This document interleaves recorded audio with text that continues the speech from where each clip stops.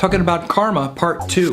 I tell an interesting story about when I was a kid that really taught me a valuable lesson about karma. It's hard to understand because we have a disconnect from our past mistake and our current circumstance. But I unravel all that in this video, so check it out.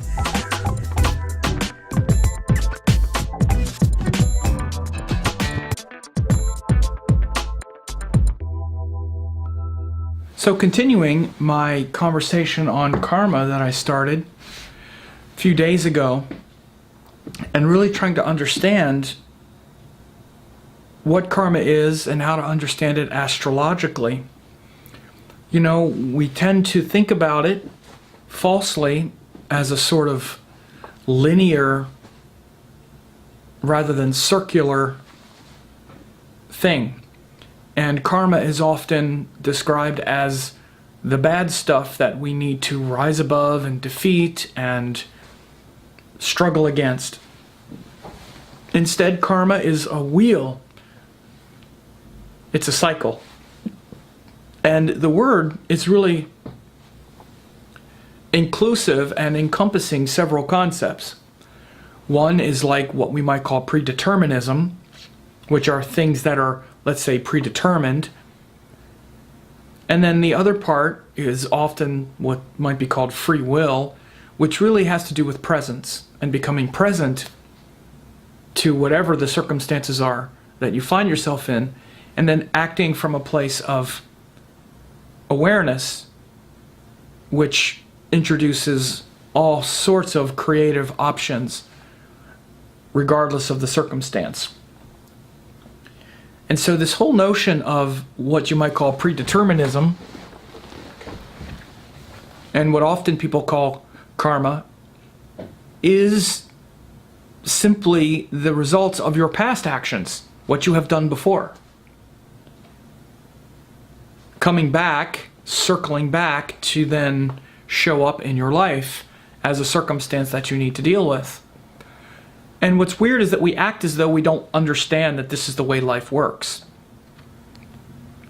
when this is the same process of everything that we know life to be and that we know time to be. For example, one of the easiest ways to understand this is with food. When you eat a certain kind of food, you immediately get the karma of that action. The result is immediate. Sometimes we trade off and we indulge in really tasty food and too much of it, and then we get the karma of that action in the form of getting tired and bloated. Over time, we learn that that action does not produce the result that we generally want, that it's not worth it to indulge for 20 minutes and then pay the price for 6 hours or 8 hours when we're run down and sleepy and not having a lot of energy. So that's what you might call sort of instant karma. But the other kind of karma is really no different. It's just extended over, you might say, lifetimes, but it's less important to think about lifetimes and think of this life. When we put things into past lives and lifetimes, it seems untenable. Everything from your past life has been poured into your consciousness in this lifetime in the proper portion and the proper measure. There's no reason to look into your past lifetimes. And again, people sometimes especially ask astrologers about this in a kind of titillating way. And they'll say, is it karmic? Was this my karma for my past life and blah blah? Whatever you did in your past life is in your mind in this life. That's all. There's no reason to get all worked up about it. Your tendencies in this lifetime come from your past lives. Yes. Next question. It's just, that's the way life works. No reason to think about it. Because there's no reason to make any issue out of it. That's already the way you are. That's already your relationship with those things, like I talked about in the first video. Your relationship with power and your tendency to see it a certain way, which is like your karma with the sun. has been based on many lifetimes, and you come into this lifetime already with that tendency. And then in this lifetime, you have to evolve that and bring presence to it. So we get everything we need in each lifetime to evolve. And the knot closes behind our last lifetime. This is why we're not always aware of all the stuff that happened in our past lives, because then we couldn't manage this lifetime. So we incarnate with enough to do in this lifetime, and our past lives are in our mind in aggregate in relationship to each other.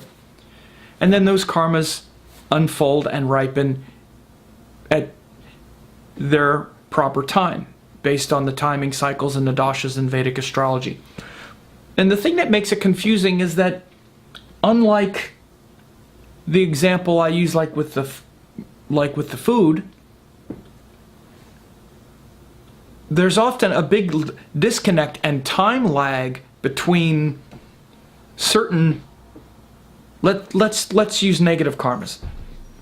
Certain negative karmas and their effect. For example, sometimes we get away with something. We don't get caught. And then later, when we have to deal and we have to suffer the result of that and learn it, we've forgotten what we did before. We always remember when we get the punishment. We don't forget what we did before to create it. So we see it as punishment rather than the continuum of the past lesson. I'll give you an example. I remember I've always been pretty honest. When I was younger, I went through a period of stealing, not because I really wanted to, not because I really cared about the objects, but it was mainly just kind of fun, especially when I was younger. It was just the fun of getting away with it. And I didn't do it that much. But when I was 17 and I started working, and I was a musician and very into music, and this is back when you could buy cassette tapes. Cassette tapes were the rage, and I had a cassette player in my car. And there was this store in the mall. It was so easy to steal cassette tapes. It was just very easy. And I stole probably 20 cassette tapes. I was young. I also didn't have a lot of money, but I didn't care about, stealing them. If I wanted them, I would try to steal them, and it was easy to steal them.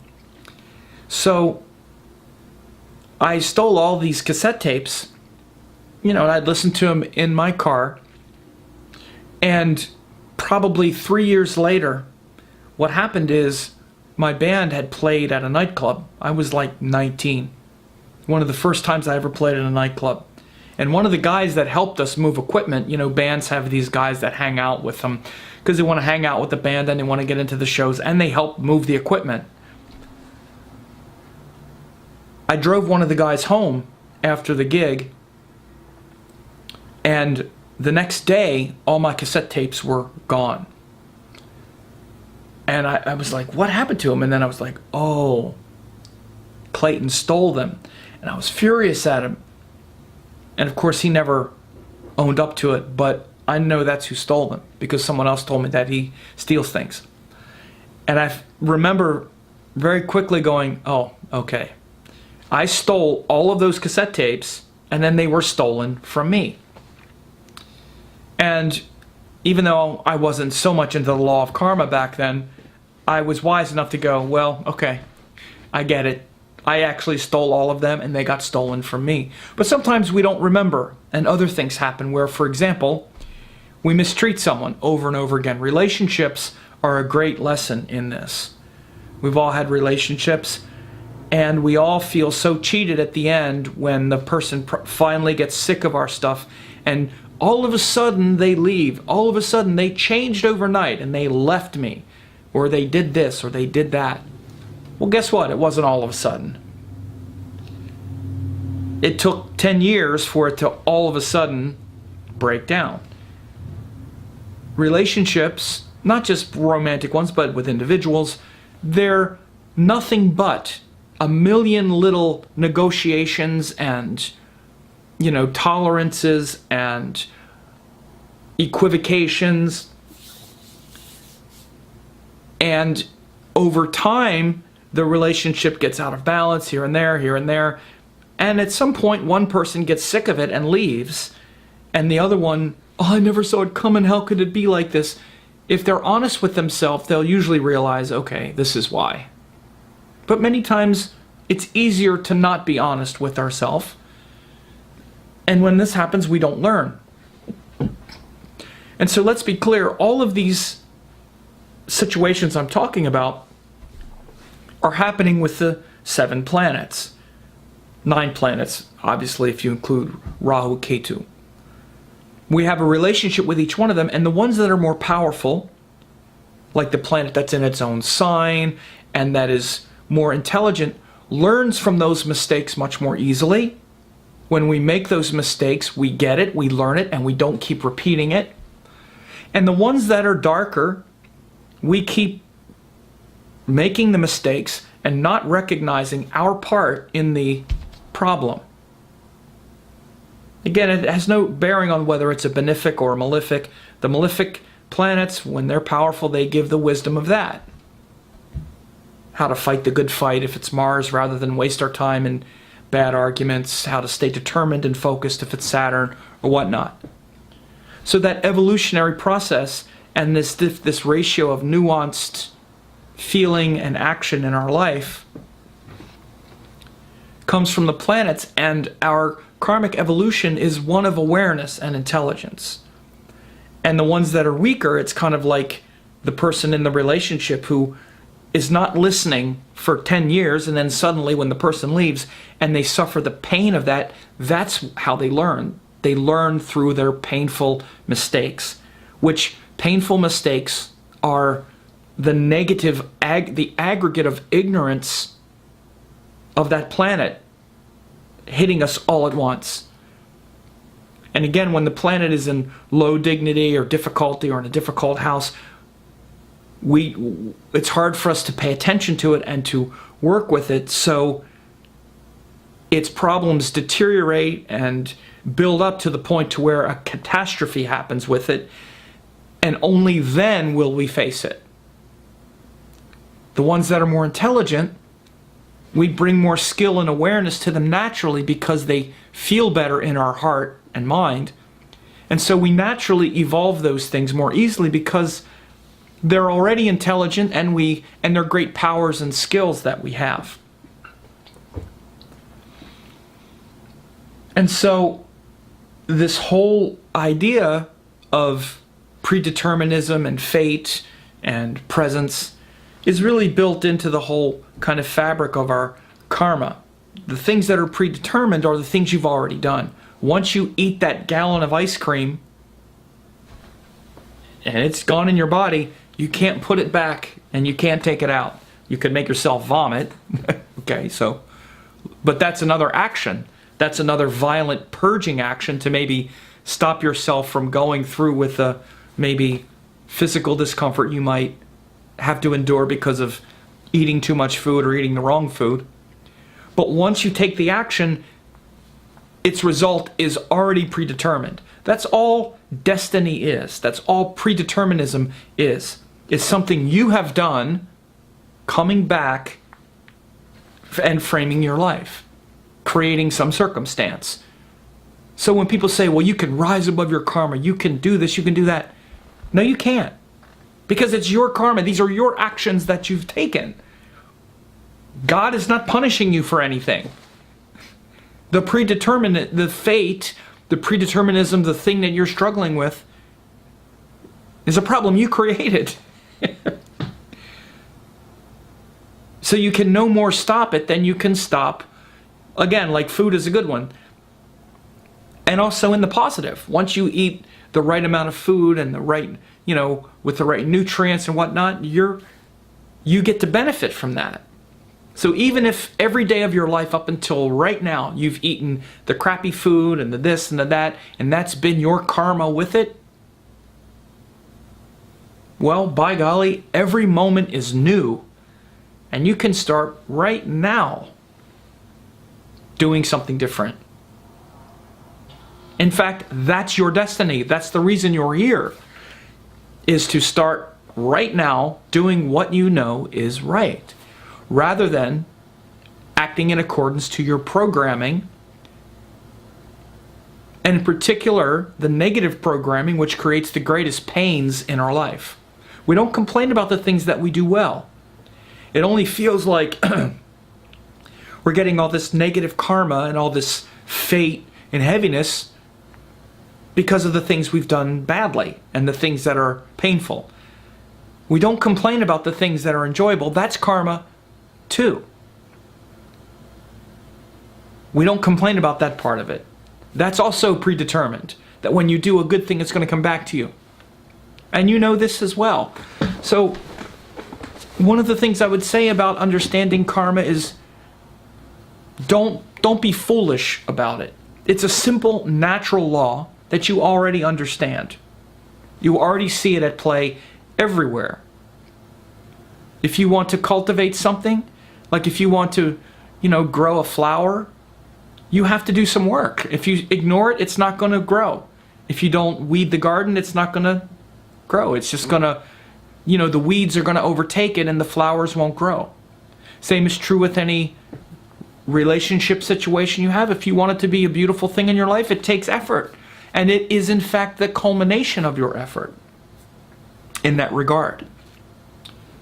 And so the real thing to understand about karma, beyond the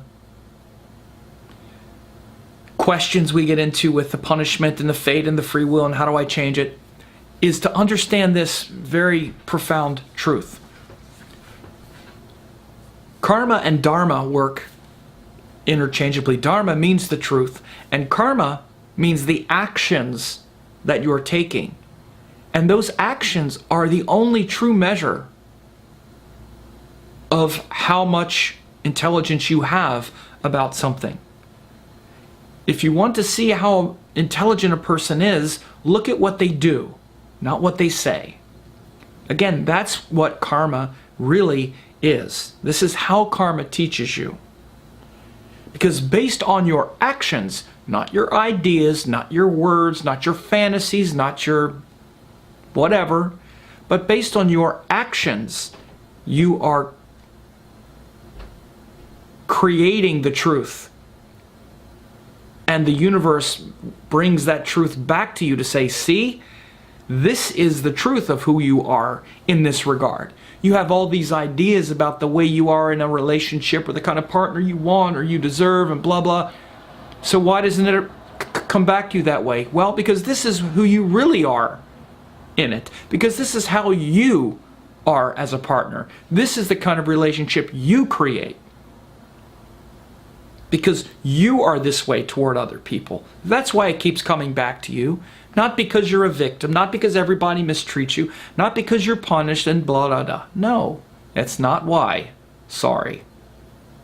It's because this is who you are, and who you are is based on your actions. Because in other ways, your actions create beauty and fulfillment and contentment. So the truest measure, and in fact the only measure of your truth in any situation, are your actions. In fact, in many ways, you are nothing but your actions in this world.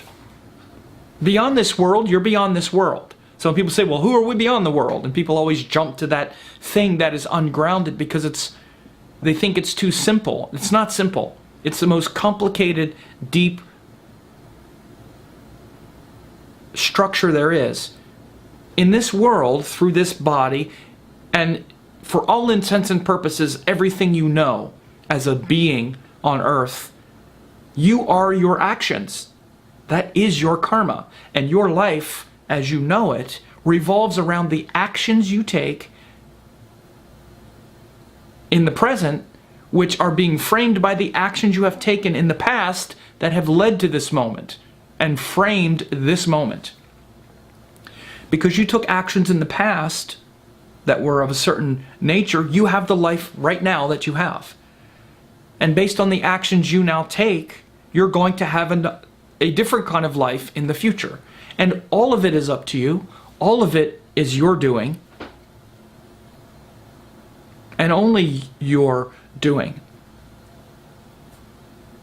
So this is incredibly liberating. And, you know, just like the story of the archer and the bow, where the archer has the arrow in his bow that he's about to shoot, that's the moment. Once he's let the arrow fly, he can't pull it back. Those are the actions you've already taken. That's like you've already eaten the ice cream. You had a present moment where you could have eaten something. You decided to eat a gallon of ice cream, the whole thing. You could have had a few bites, but you kept going. You shot that arrow. Now that arrow, it's going to hit its target. It's predestined at that point. But then after it hits the target, you take another arrow and you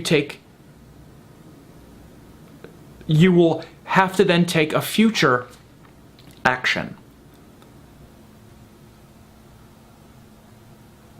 So all of these are important in understanding the nature of karma and your actions.